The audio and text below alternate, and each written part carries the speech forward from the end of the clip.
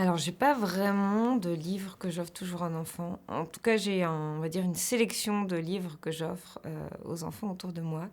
Mais j'ai choisi quand même «C'est Mamar» de Claire Garallon, qui est une histoire de canards qui veulent, chacun s'accaparer la mare et qui doivent donc, se la partager. Et je trouve que Claire Garallon, elle est hyper forte pour faire des livres qui mettent la politique à hauteur de tout petit. Et donc c'est Mamar, ça parle de possession et de capitalisme, mais version enfant de 3 ans. Et je trouve ça assez génial. Donc c'est un livre que j'aime bien offrir.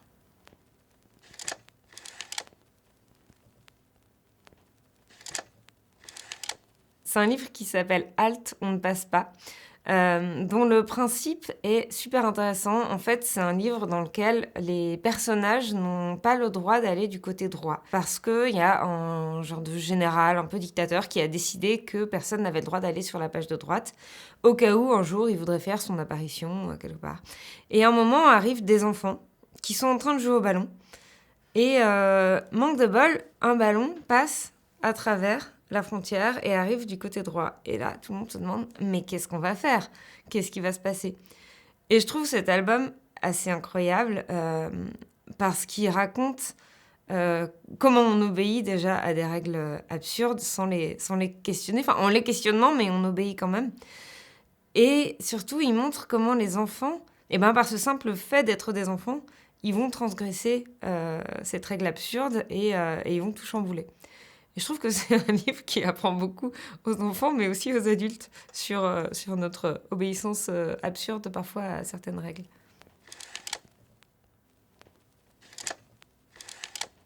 C'est un album assez étrange qui m'a toujours un peu fascinée et surprise. Et donc c'est l'histoire de deux enfants qui s'ennuient sous la pluie et qui vont voir leur grand-père. Et leur grand-père leur raconte l'horrible pluie qu'il a vécue quand il était enfant. Et c'est un moment où il pleut tellement, tellement, tellement que la maison se remplit d'eau, étage par étage, jusqu'à être complètement remplie d'eau. Et c'est un album qui est qui me fascinait vraiment parce qu'il y a ce côté, c'est effrayant, c'est quand même une catastrophe naturelle, la maison se remplit, on sent le froid, l'humidité qui s'infiltre partout. Et en même temps, au début, c'est très joyeux. Et ça, je pense que ça faisait écho à un genre de fantasme que j'avais enfant, d'avoir cette maison, d'avoir une maison remplie d'eau, de pouvoir circuler en bateau dans les rues et dans sa maison, et d'avoir un lit qui flotte. Euh, donc c'était un mélange d'horreur et d'envie de découvrir cet endroit-là. Et je l'ai relu, je l'ai racheté il n'y a pas longtemps en occasion parce qu'il n'existe plus. Et je l'ai relu à mon fils parce que justement, je voulais lui faire découvrir cet album qui m'avait tant marqué. Et j'ai eu cette tentation très bizarre qu'on a quand on retrouve un livre qu'on connaît presque par cœur ou un film qu'on connaît presque par cœur, et on se rend compte qu'il y a presque une texture des mots, des répliques qu'on entend presque dans la tête, une texture des dessins qui nous a imprégnés. C'est une sensation très étrange, voilà, que j'ai retrouvée vraiment très fort avec ce livre. Alors, je me suis régalée des chairs de poule quand j'avais 10 11 ans. C'est vraiment la première fois, je pense, que j'ai lu avec autant de passion et de gourmandise.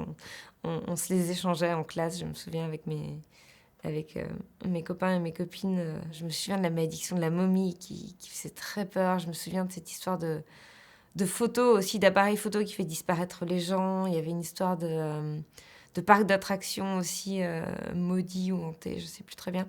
Ça rendait le monde autour de nous très effrayant, et puis on se méfie de tout après, parce que tout peut devenir un potentiel danger. Et je trouve que voilà, dans cette collection, il y a vraiment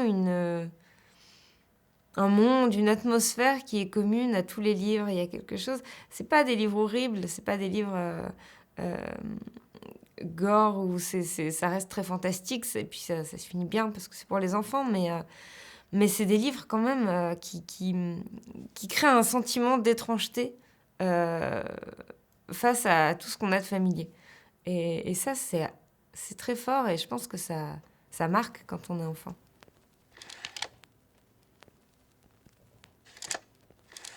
C'est un livre qui parle des introvertis, qui est un espèce de mélange entre un mode d'emploi, un manuel d'utilisation d'électroménager, et un guide de survie et un livre-jeu, euh, qui est un faux guide, parfois sérieux, parfois complètement absurde, sur les introvertis, qui a à la fois pour but d'aider les introvertis à survivre dans un monde qui est fait plutôt pour les extravertis, et d'aider les extravertis qui voudraient essayer d'apprivoiser un introverti à comprendre comment il fonctionne. Donc il y a des jeux, il y a des pages de blagues, il y a un test psychologique pour savoir quel introverti on est. La première fois qu'on l'a dédicacé au Salon de Montreuil, on est arrivé à notre table de dédicace et il y avait 4 ou 5 personnes qui attendaient pour la faire dédicacer avec ce livre en main qui était exactement tout ce qu'on peut imaginer des introvertis avec leur livre contre eux et ils se parlaient pas entre eux et ils nous ont à peine parlé. Et c'était génial de dédicacer des livres pour elles et pour eux.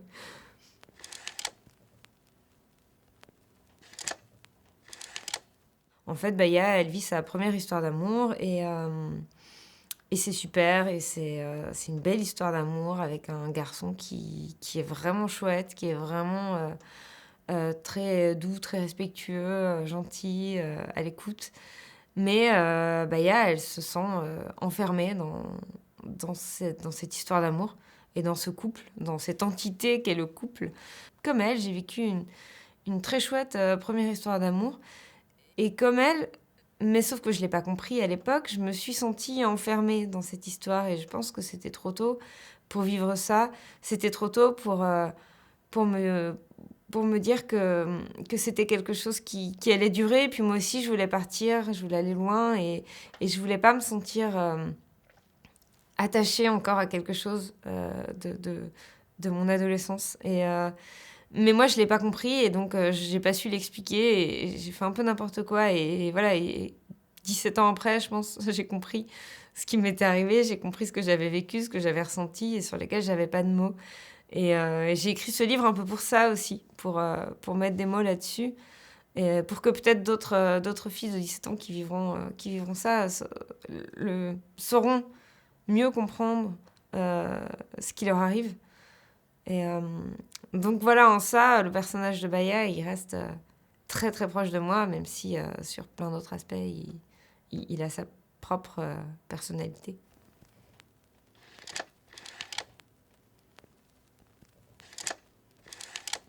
Alors c'est une photo de moi quand j'avais 18 ans. J'écrivais beaucoup de chansons, je jouais de la musique, je chantais. Et régulièrement, j'allais enregistrer des chansons chez un copain qui m'accueillait dans son studio parisien et qui jouait aussi de la guitare par-dessus, qui faisait des deuxièmes guitares. Et c'est une photo qui me raconte plus beaucoup maintenant, parce que ma vie ressemble plus beaucoup à ça. Mais c'est une photo qui dit, je pense, la façon dont je rêvais ma vie quand j'avais cet âge-là, où je voulais à la fois faire de la musique, où je voulais à la fois écrire des livres, mais en même temps, je savais, voilà, je faisais ça dans des appartements de mon côté. J'enregistrais des trucs sur mon ordinateur, je publiais des choses sur Internet. C'était très bricolo, on va dire. Et en ça, je pense que j'ai pas beaucoup changé. J'ai toujours ce rapport-là à la création très... j'ai envie de faire un truc, je le fais. Je sais pas comment, mais c'est pas grave, je vais y arriver, je vais apprendre. Et puis aussi parce que l'écriture de chansons, c'est un truc qui m'a accompagnée très longtemps, que j'ai commencé à faire à 12-13 ans et que j'ai continué à faire jusqu'à maintenant encore. J'en écris plus beaucoup, mais ça m'arrive encore parfois. Et c'est vraiment le fil rouge, on va dire, de l'écriture, le truc que j'ai toujours écrit. Voilà. J'ai des périodes où j'ai écrit plus de nouvelles, j'ai des périodes où j'ai écrit des textes différents, j'ai des périodes où j'écrivais plus vraiment. Et puis maintenant où j'écris beaucoup, mais il y a toujours eu ce fil rouge de l'écriture de chansons dans ma vie. Et donc ça reste quelque chose d'important pour moi et de très formateur aussi.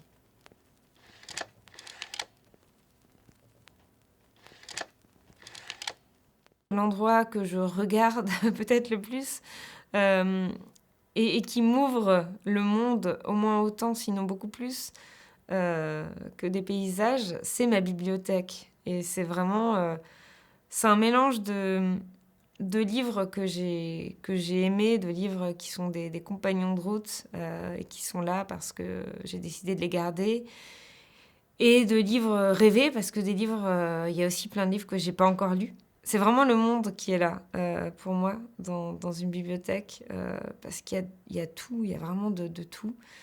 Il y a le passé et le futur, il y a le présent, et parfois j'ai pas d'idée et je me pose devant la bibliothèque et, et je regarde les livres, je regarde les titres, et, j'en prends au hasard, je le feuillette, je retrouve quelques mots. Des fois, je relis un livre comme ça, sans l'avoir prémédité, et puis d'autres fois, je lis juste quelques lignes. Et ça peut suffire à me relancer, à trouver, à débloquer quelque chose, ou à trouver une idée, un élan en tout cas pour créer. Donc c'est vraiment un truc, ouais, quelque chose de très familier, de très amical, la bibliothèque pour moi.